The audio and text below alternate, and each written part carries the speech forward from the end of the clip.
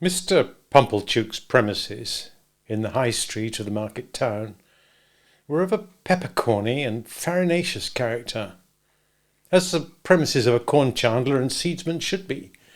It appeared to me that he must be a very happy man indeed to have so many little drawers in his shop, and I wondered, when I peeped into one or two on the lower tiers and saw the tied-up brown paper packets inside, whether the flower seeds and bulbs ever wanted a fine day to break out of those jails and bloom. It was in the early morning after my arrival that I entertained this speculation. On the previous night I'd been sent straight to bed, in an attic with a sloping roof which was so low in the corner where the bedstead was that I calculated the tiles as being within a foot of my eyebrows. In the same early morning I discovered a singular affinity between seeds and corduroys. Mr. Pumblechook wore corduroys, and so did his shopman. And somehow there was a general air and flavour about the corduroys, so much in the nature of seeds, and a general air and flavour about the seeds, so much in the nature of corduroys, that I hardly knew which was which. The same opportunity served me for noticing that Mr. Pumblechook appeared to conduct his business by looking across the street at the saddler, who appeared to transact his business by keeping his eye on the coachmaker, who appeared to get on in life by putting his hands in his pockets and contemplating the baker, who in his turn folded his arms and stared at the grocer, who stood at his door and yawned at the chemist. The watchmaker, always poring over a little desk with a magnifying glass at his eye, and always inspected by a group of smock frocks poring over him through the glass of his shop window, seemed to be about the only person in the High Street whose trade engaged his attention. Mr. Pumblechook and I breakfasted at 8 o'clock in the parlour behind the shop, while the shopman took his mug of tea and hunch of bread and butter on a sack of peas in the front premises. I considered Mr. Pumblechook wretched company. Besides being possessed by my sister's idea that a mortifying and penitential character ought to be imparted to my diet, besides giving me as much crumb as possible in combination with as little butter, and putting such a quantity of warm water into my milk that it would have been more candid to have left the milk out altogether, his conversation consisted of nothing but arithmetic. On my politely bidding him good morning, he said pompously, 7 times 9, boy. And how should I be able to answer, dodged in that way in a strange place on an empty stomach? I was hungry, but before I had swallowed a morsel, he began a running sum that lasted all through the breakfast. 7, and 4, and 8, and 6, and 2, and 10, and so on. And after each figure was disposed of, it was as much as I could do to get a bite, or a sup, before the next came, while he sat at his ease, guessing nothing, and eating bacon and hot roll, in, if I may be allowed the expression, a gorging and gormandizing manner. For such reasons I was very glad when 10 o'clock came, and we started for Miss Havisham's. I was not at all at my ease regarding the manner in which I should acquit myself under that lady's roof. Within a quarter of an hour we came to Miss Havisham's house, which was of old brick and dismal, and had a great many iron bars to it. Some of the windows had been walled up. Of those that remained, all the lower were rustily barred. There was a courtyard in front, and that was barred, so we had to wait, after ringing the bell, until someone should come to open it. While we waited at the gate, I peeped in. Even then Mr. Pumblechook said, "And 14," but I pretended not to hear him, and saw that at the side of the house there was a large brewery. No brewing was going on in it, and none seemed to have gone on for a long, long time. A window was raised, and a clear voice demanded, "What name?" To which my conductor replied, "Pumblechook." The voice returned, "Quite right." And the window was shut again, and a young lady came across the courtyard with keys in her hand. "This," said Mr. Pumblechook, "is Pip." "This is Pip, is it?" returned the young lady, who was very pretty and seemed very proud. "Come in, Pip." Mr. Pumblechook was coming in also, when she stopped him with the gate. "Oh," she said, "do you wish to see Miss Havisham?" "If Miss Havisham wished to see me," returned Mr. Pumblechook, discomfited. "Ah," said the girl, "but you see, she don't." She said it so finely and in such an undiscussable way that Mr. Pumblechook, though in a condition of ruffled dignity, could not protest. But he eyed me severely, as if I'd done anything to him, and departed with the words reproachfully delivered, "Boy, let your behaviour here be a credit unto them which brought you up by hand." I was not free from apprehension that he had come back to propound through the gate. "And 16?" But he didn't. My young conductress locked the gate, and we went across the courtyard. It was paved and clean, but grass was growing in every crevice. The brewery buildings had a little lane of communication with it, and the wooden gates of that lane stood open, and all the brewery beyond stood open away to the high enclosing wall, and all was empty and disused. The cold wind seemed to blow colder there than outside the gate, and it made a shrill noise in howling in and out at the open sides of the brewery, like the noise of wind in the rigging of a ship at sea. She saw me looking at it, and she said, "You could drink without hurt all the strong beer that's been brewed there now, boy." "I should think I could, miss," said I, in a shy way. "Better not try to brew beer there now, or it would turn out sour, boy. Don't you think so?" "It looks like it, miss." "Not that anybody means to try," she added, "for that's all done with, and the place will stand as idle as it is, till it falls. As to strong beer, there's enough of it in the cellars already to drown the manor house." "Is that the name of this house, miss?" "And one of its names, boy." "It has more than one, then, miss?" "One more. Its other name was Satis, which is Greek, or Latin, or Hebrew, or all three, or all one to me, for enough." "Enough House," said I. "That's a curious name, miss." "Yes," she replied, "but it meant more than it said. It meant, when it was given, that whoever had this house could want nothing else. They must have been easily satisfied in those days, I should think. But don't loiter, boy," though she called me boy so often, and with a carelessness that was far from complimentary. She was about my own age. She seemed much older than I, of course, being a girl, and beautiful, and self-possessed, and she was as scornful of me as she had been 21 and a queen. We went into the house by a side door. The great front entrance had 2 chains across it outside, and the first thing I noticed was that the passages were all dark, and that she had left a candle burning there. She took it up, and we went through more passages and up a staircase, and still it was all dark, and only the candle lighted us. At last we came to the door of a room, and she said, "Go in." I answered, more in shyness than politeness, "After you, miss." To this she returned, "Don't be ridiculous, boy, I'm not going in," and scornfully walked away, and what was worse, took the candle with her. This was very uncomfortable, and I was half afraid. However, the only thing to be done being to knock at the door, I knocked, and was told from within to enter. I entered, therefore, and found myself in a pretty large room, well lighted with wax candles. No glimpse of daylight was to be seen in it. It was a dressing-room, as I supposed from the furniture, though much of it was of forms and uses then quite unknown to me. but prominent in it was a draped table with a gilded looking-glass that I made out at first sight to be a fine lady's dressing table. Whether I should have made out this object so soon, if there had been no fine lady sitting at it, I cannot say. In an armchair, with an elbow resting on the table, and her head leaning on that hand, sat the strangest lady I have ever seen, or shall ever see.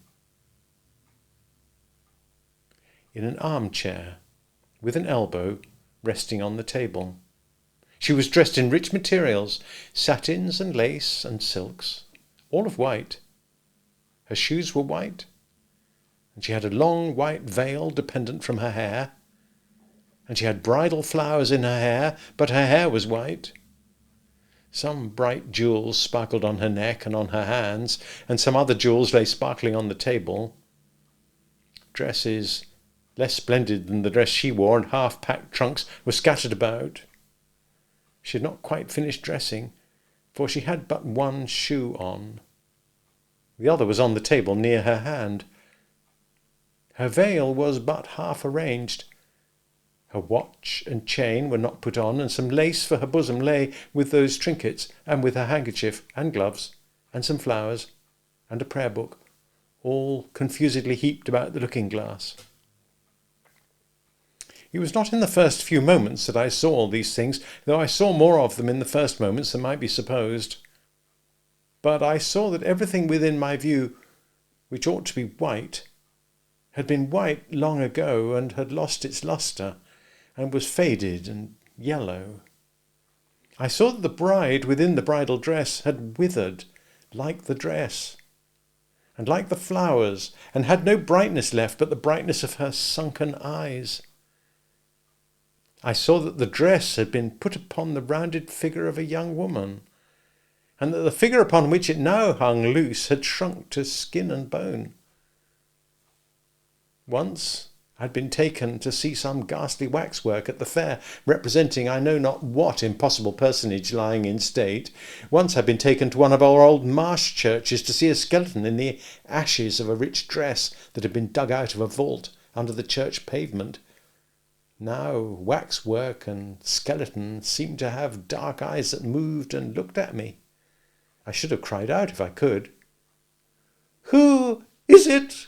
said the lady at the table. "Pip, ma'am." "Pip?" "Mr. Pumblechook's boy, ma'am. Come to play." "Come nearer. Let me look at you. Come close."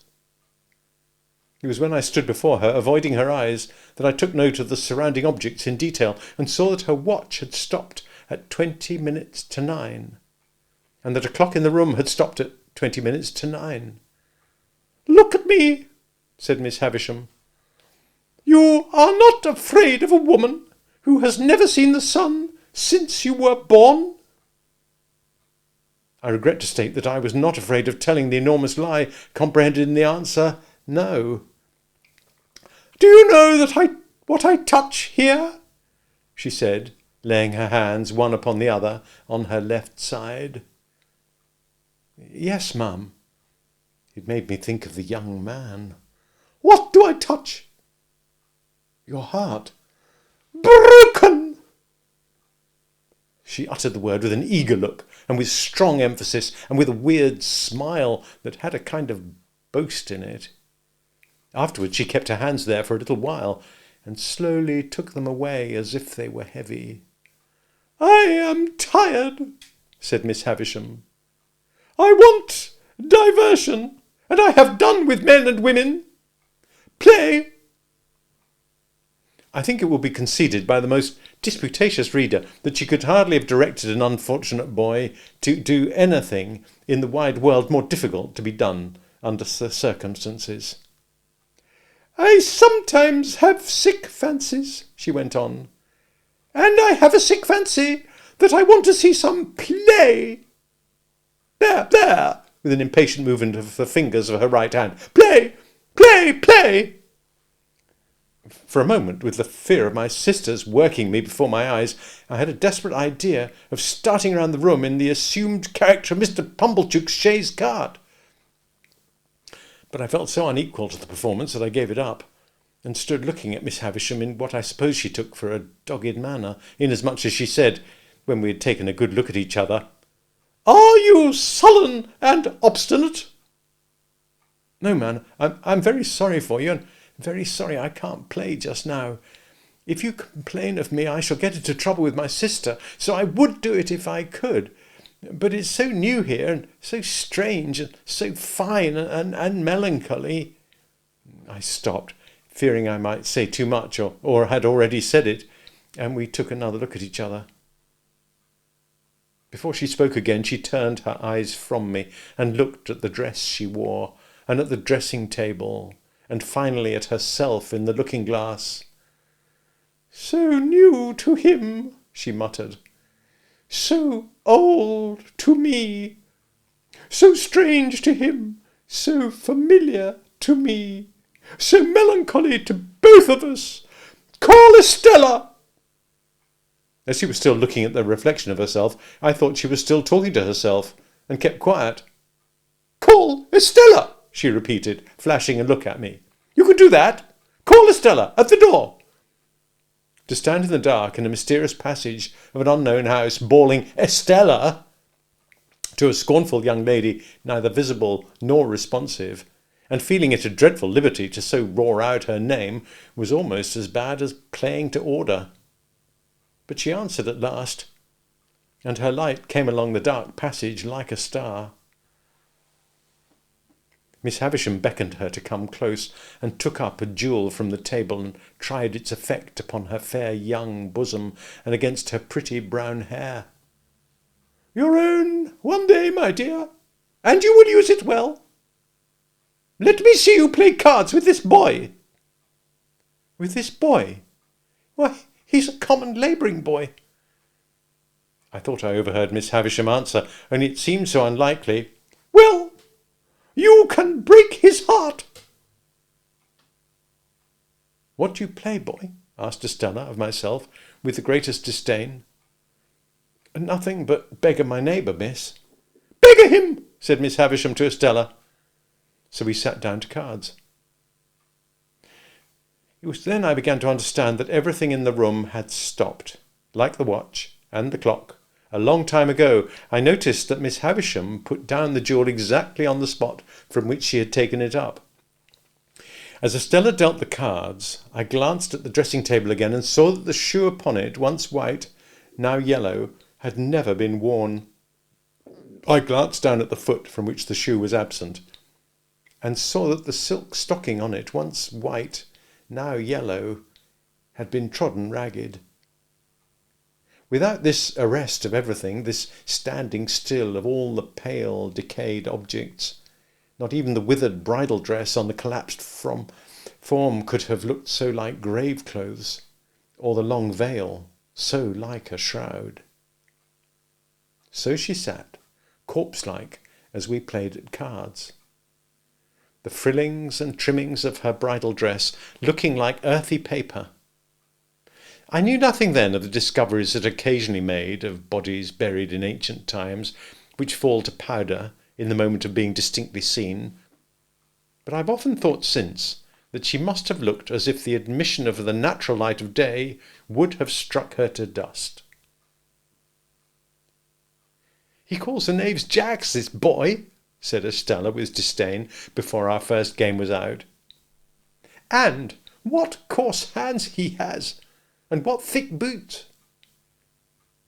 I'd never thought of being ashamed of my hands before, but I began to consider them a very indifferent pair. Her contempt for me was so strong that it became infectious, and I caught it. She won the game, and I dealt. I misdealt, as was only natural, when I knew she was lying in wait for me to do wrong, and she denounced me for a stupid, clumsy, labouring boy. "You say nothing of her," remarked Miss Havisham to me as she looked on. "She says many hard things of you, but you say nothing of her. What do you think of her?" I don't like to say," I stammered. "Tell me in my ear," said Miss Havisham, bending down. "I think she's very proud, I replied in a whisper. Anything else? I think she's very pretty.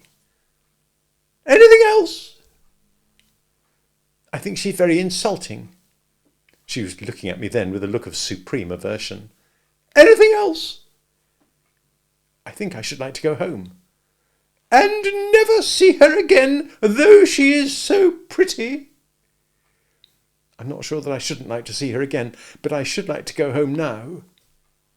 You shall go soon, said Miss Havisham. Play the game out. Saving for the one weird smile at first, I should have felt almost sure that Miss Havisham's face could not smile. It had dropped into a watchful and brooding expression, most likely when all the things about her had become transfixed, and it looked as if nothing could ever lift it up again. Her chest had dropped so that she stooped, and her voice had dropped so that she spoke low and with a dead lull upon her. Altogether she had the appearance of having dropped body and soul, within and without, under the weight of a crushing blow. I played the game to an end with Estella, and she beggared me. She threw the cards down on the table when she had won them all, as if she despised them for having been won of me. When shall I have you here again? Said Miss Havisham. Let me think. I was beginning to remind her that today was Wednesday when she checked me with her former impatient movement of the fingers of her right hand. There. I know nothing of the days of the week. I know nothing of the weeks of the year. Come again in 6 days. You hear? Yes, ma'am. Estella, take him down. Let him have something to eat. Let him roam, look about him while he eats. Go, Pip. I followed the candle down as I had followed the candle up, and she stood it in the place where we had found it. Until she opened the side entrance, I had fancied, without thinking about it, that it must necessarily be night time. The rush of the daylight quite confounded me, and made me feel as if I'd been in the candlelight of the strange room many hours. You're to wait here, you boy, said Estella, and disappeared and closed the door. I took the opportunity of being alone in the courtyard to look at my coarse hands and my common boots. My opinion of those accessories was not favourable.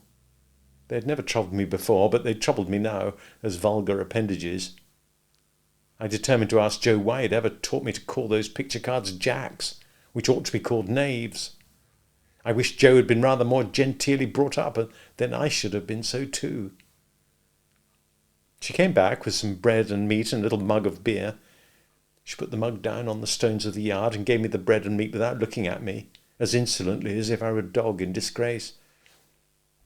I was so humiliated, hurt, spurned, offended, angry, sorry, I cannot hit upon the right name for the smart, God knows what its name was, that tears started to my eyes.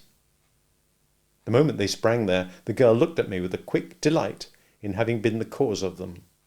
This gave me power to keep them back, and to look at her. So she gave a contemptuous toss, with the sense, I thought, of having made too sure that I was so wounded, and left me. But when she was gone, I looked about me for a place to hide my face in, and got behind one of the gates in the brewery lane, and leaned my sleeve against the wall there, and leaned my forehead on it, and cried. As I cried, I kicked the wall and took a hard twist at my hair. So bitter were my feelings, and so sharp was the smart without a name that needed counteraction. My sister's bringing up had made me sensitive. In the little world in which children have their existence, whosoever brings them up, there's nothing so finely perceived and so finely felt as injustice. It may be only small injustice that the child can be exposed to, but the child is small, and its world is small, and its rocking horse stands as many hands high, according to scale, as a big-boned Irish hunter. Within myself, I had sustained, from my babyhood, a perpetual conflict with injustice. I had known, from the time when I could speak, that my sister, in her capricious and violent coercion, was unjust to me. I had cherished a profound conviction that her bringing me up by hand gave her no right to bring me up by jerks. Through all my punishments, disgraces, fasts and vigils and other penitential performances, I had nursed this assurance, and to my communing so much with it in a solitary and unprotected way, I in great part refer the fact that I was morally timid and very sensitive. I got rid of my injured feelings for the time by kicking them into the brewery wall and twisting them out of my hair. And then I smoothed my face with my sleeve and came from behind the gate. The bread and meat were acceptable, and the beer was warming and tingling, and I was soon in spirits to look about me. To be sure, it was a deserted place, down to the pigeon house in the brewery yard, which had been blown crooked on its pole by some high wind, and would have made the pigeons think themselves at sea if there had been any pigeons there to be rocked by it. But there were no pigeons in the dovecot, no horses in the stable, no pigs in the sty, no malt in the storehouse, no smells of grains and beer in the copper or the vat. All the uses and scents of the brewery might have evaporated with its last reek of smoke. In a by-yard there was a wilderness of empty casks, which had a certain sour remembrance of better days lingering about them, but it was too sour to be accepted as a sample of the beer that was gone. And in this respect I remember those recluses as being like most others.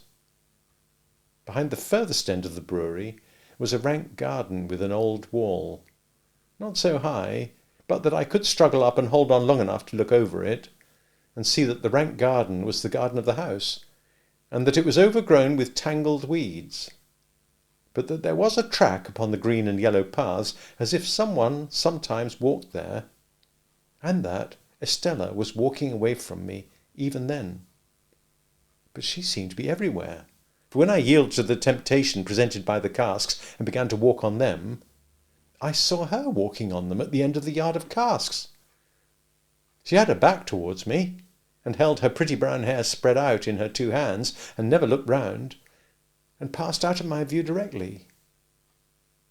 So in the brewery itself, by which I mean the large paved lofty place in which they used to make the beer, and where the brewing utensils still were, when I first went into it, and, rather oppressed by its gloom, stood near the door looking about me, I saw her pass among the extinguished fires, and ascend some light iron stairs, and go out by a gallery high overhead, as if she were going out into the sky.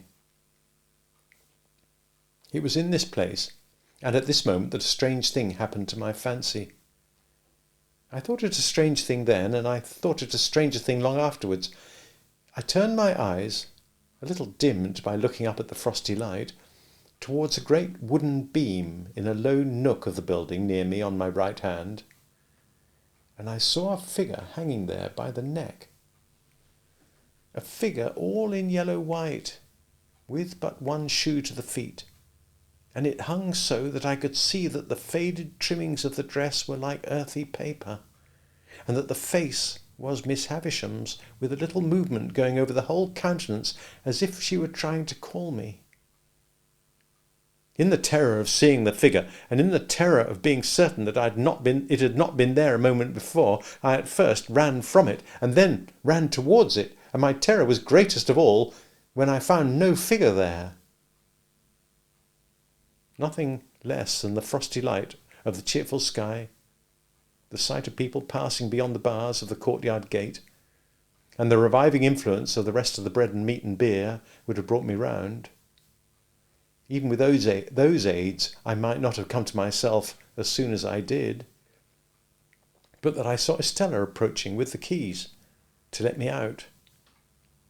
She'd have some fair reason for looking down upon me, I thought, if she saw me frightened, and she would have no fair reason. She gave me a triumphant glance in passing me, as if she rejoiced that my hands were so coarse and my boots were so thick, and she opened the gate and stood holding it. I was passing out without looking at her when she touched me with a taunting hand. "Why don't you cry?" "Because I don't want to." "You do," she said. "You've been crying till you're half blind, and you're near crying again now." She laughed contemptuously, pushed me out, and locked the gate upon me. I went straight to Mr. Pumblechook's and was immensely relieved to find him not at home. So, leaving word with the shopman on what day I was wanted at Miss Havisham's again, I set off on the 4-mile walk to our forge, pondering as I went along on all that I had seen, and deeply revolving that I was a common labouring boy, that my hands were coarse, that my boots were thick, that I had fallen into a despicable habit of calling knaves jacks, that I was much more ignorant than I had considered myself last night, and generally that I was in a low-lived, bad way.